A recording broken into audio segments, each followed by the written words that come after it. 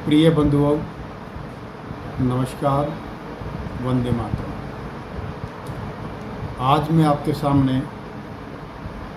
जीवन के सुखमय होने के लिए, शरीर स्वस्थ रहने के लिए, आत्मा शांत रखने के लिए एक और सरल उपाय बताऊँ। जल के बिना हम कुछ दिनों तक जी सकते हैं, अन्न के बिना हम वर्षों तक जी सकते हैं, दवाइयों के बिना आजीवन जी सकते हैं, लेकिन वायु के बगैर कुछ क्षण भी नहीं जिया जा सकता। हम पर ऋण है हमारी प्रकृति का, और उस प्रकृति के अंदर जो एक अमूल्य देन है वो है पेड़ पौधे। पेड़ पौधे एक ऐसी चीज़ है जो हमारे और प्रकृति के बीच में संतुलन बनाए रखते हैं। पेड़ पौधों का हमारे ऊपर बहुत बड़ा एहसान है। आज आप देखेंगे कोरोना काल के अंदर कुछ क्षणों के लिए, ऑक्सीजन के लिए हमें कितना रुपया, कितना पैसा बहाना पड़ा, कितनी मेहनत करनी पड़ी, जबकि प्रकृति हमें पेड़ पौधों के रूप में बिल्कुल फ्री में देती है। उसके साथ साथ जीवन की शुरुआत से लेकर के अंत तक जितनी भी प्राकृतिक जड़ी बूटियाँ या पेड़ पौधे हैं, उनका कितना बड़ा हमारे ऊपर ऋण है। यहाँ तक कि हिंदू, जैन, सिख धर्म, अन्य कई उसके अंदर भी, सेक्ट्स के अंदर भी ये महसूस किया होगा कि अंतिम क्षण में भी एक पेड़ हमारे साथ अपना जीवन प्रदान कर देता है, अपने जीवन की आहुति हमारे साथ अदा कर देता है। तो आप देखिए कि उस जहाँ पर हमारा परिवार हमारे साथ नहीं जाता अंतिम क्षणों के अंदर, जहाँ पर हमारे रिश्तेदार हमारे साथ नहीं जाते, जहाँ हमारे अपने जो भी परिचित है वो हमारे साथ नहीं जाते, वहाँ पर एक पेड़ की टहनी या एक पेड़ हमारे साथ जरूर जाता है। ऋणी है हम उस संपदा के।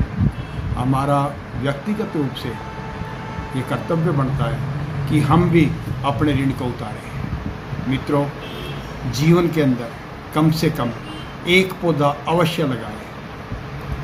पौधा नहीं लगा सकते तो छोटे छोटे कोई भी घरों के अंदर आप अपना उद्यान स्थापित कर सकते हैं। तुलसी, गिलोय या छोटी मोटी जड़ी बूटियाँ, गुलाब इत्यादि आप लगा सकते हैं। उसके साथ साथ आपका, अगर आप ये भी कार्य नहीं कर सकते, अपने घरों के अंदर आप आम खाते हैं, जामुन खाते हैं, अन्य फल खाते हैं, उनके बीजों को आप एकत्रित कर सकते हैं। जहाँ कभी भी आप बाहर की तरफ जाएं और आपको कच्चा दिखाई दे, आपको इतना ही तो करना है, वहाँ पर वो बीज वहाँ पर फेंकिए आए। बरसात के अंदर आपने यदि 1000 बीज फेंके हैं तो एक पौधा अवश्य आपके इसके वातावरण के अंदर उज्ज्वलित होगा, प्रकटित होगा, जो इस वातावरण को ऑक्सीजन प्रदान करेगा। वो आपके लिए ही, आपके द्वारा लगाया गया पौधा होगा। आपके नहीं तो आपके भाई बंधु वहाँ पर जा कर के अवश्य उसकी हवा लेंगे। अवश्य ये काम आप बिल्कुल आसानी से कर सकते हैं। प्रिय मित्रों, हमारे यहाँ कृषक हैं, जो लोग भी हमें जानते हैं, आप उनको एक बात कह सकते हैं, अपनी वन्य संपदाओं को उजाड़े मत।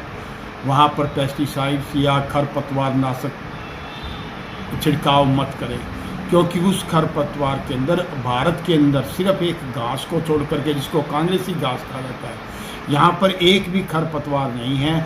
वो हमारे जीवन की अमूल धरोहर हैं, हमारे यहाँ कार्य करती हैं, हमारे यहाँ काम आती हैं, हमारे शरीर के अंदर काम आती हैं। गऊ, भैंस, वहाँ बकरी, भेड़ चरने के लिए जाती हैं, उनके दूध से हमें प्राप्त होती हैं।